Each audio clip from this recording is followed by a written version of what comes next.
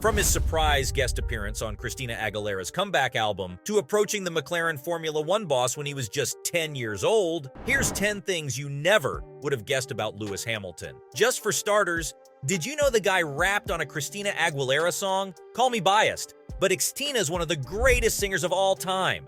And in 2018, it had been about 6 years since she put out a record. Liberation was a bit of a comeback for her, and she decided to bring Lewis Hamilton on to spit a few bars on the track titled Pipe. And let me tell you, the guy can rap. Now, I should probably mention, Hamilton has always been musically gifted. He's been playing piano and guitar for years, but I'd never have expected him to put out such a top-notch verse. Look, Hamilton's been a big shot for decades now, so he was bound to make some connections in the music industry. In fact, I'm pretty sure that's how he met his most famous romantic partner, Nicole Scherzinger. When you're someone like Lewis Hamilton, aka the undisputed king of Formula One racing, you're bound to hook up with a world-famous beauty like Nicole sooner or later. The couple met way back in 2007, and they instantly became tabloid darlings once their relationship was made public. The thing is, Lewis was laser-focused on becoming the best F1 racer in the world, and that left very little time for romance. According to Nicole, he just didn't give her enough attention. So after an 8-year on-off relationship, she decided to call it quits. Over the decades, Lewis has risen to the very top of the Formula One rankings, but I kind of feel like he lost some of his innocence along the way. Like the guy used to demolish pizza-eating contests with Nico Rosberg at the start of his career. This was back in 2000, 7 years before Lewis got his start in Formula One.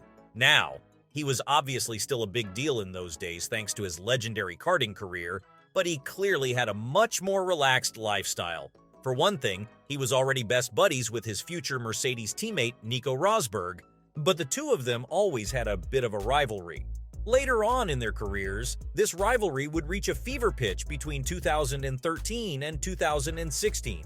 But in the year 2000, they were young up-and-comers with plenty of money and a whole future to look forward to, so their rivalry came out in a much more innocent way. Pizza-eating contests. Apparently, they'd eat 2 full pizzas at a time, and both Nico and Lewis tried to one-up each other by chomping them down as fast as they could. Although, something tells me Lewis doesn't really eat a lot of pizza anymore. Or at least, not the type of pizza you or I might like. You see, Lewis has followed a strict vegan diet since 2017. I get the feeling he was trying to get as disciplined as possible during the 2010s. Because not only did he let his relationship with Nicole crumble to focus on his career, but he also decided to make some other major changes to make a better impact on the world. Just so you know, the cattle industry is one of the biggest drivers of climate change. And according to Lewis, he couldn't justify eating meat if it contributed to future natural disasters. He's also been pretty vocal about the cruelty of factory farming, saying he doesn't want to eat something that causes so much suffering. The fact that it helps him live a healthier lifestyle obviously doesn't hurt either. Look, you don't become a goat just by sitting around. You have to optimize every single aspect of your lifestyle. And becoming a vegan probably ticked all those boxes for Lewis. You might be wondering, where does all that discipline even come from? Well, Lewis is a deeply religious man, and it's had a massive influence on the choices he makes. You could probably guess the guy was raised Catholic, at least if you've seen one of his many shirtless pics bouncing around the interwebs, because the man's covered in religious tattoos. He also wears a cross at all times, but that doesn't automatically mean you're religious. For some people, religious tattoos and crosses are just parts of their culture, and they don't necessarily go to church every Sunday. That's not the case with Lewis, though. In his own words, he owes everything to God. All the success, all the glory, all the wealth in Hamilton's eyes, they're all blessings from above, and he's openly admitted that he prays pretty regularly. Don't take that the wrong way, though. Lewis is also a big supporter of LGBT rights, so he has a pretty open-minded approach to his religion, in my opinion.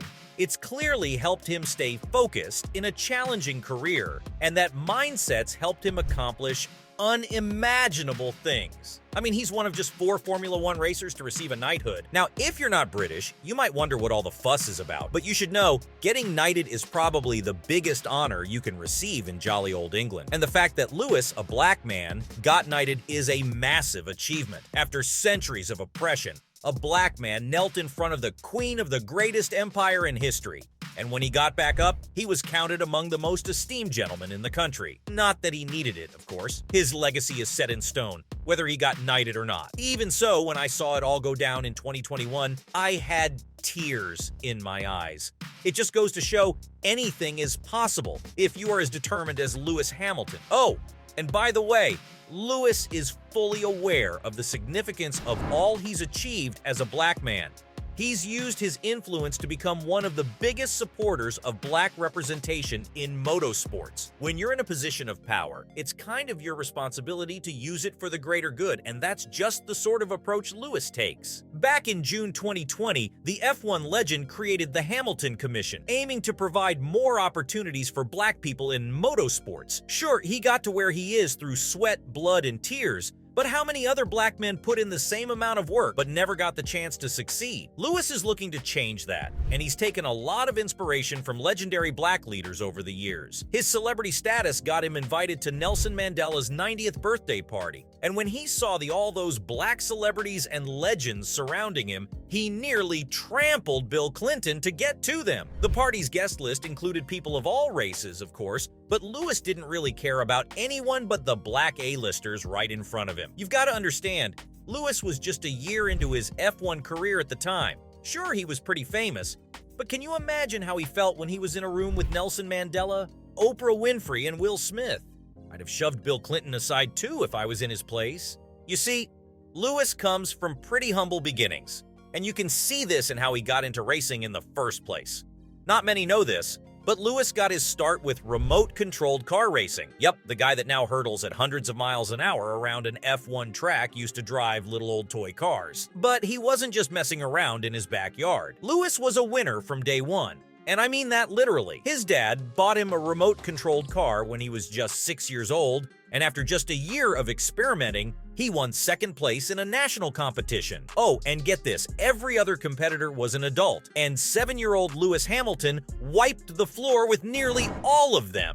Hamilton still looks back on those days with pride, because that's when he realized what he wanted to do with the rest of his life. It gave him so much confidence that he didn't wait long before going for the gold. Get this, the crazy kid told Ron Dennis he'd be a Formula One champ when he was just 10. I could barely pay attention to my Saturday morning cartoons at that age. But at that tender age, Lewis Hamilton approached the likes of Ron Dennis, the boss of the McLaren Formula One team, and said this: "One day, I'm going to race your cars." Okay, hold up, I need a minute. I know I've said it before, but the kid was 10. To be fair, he'd already won the British Cadet Karting Championship that year, so he knew he was hot stuff from the get-go. Either way, that just shows the self-belief that Hamilton's been working with his entire life. Some people are just built differently, I guess. So, approaching Ron Dennis when he's just 10 years old, to spitting straight fire on a Christina Aguilera track. These were 10 things you didn't know about Lewis Hamilton.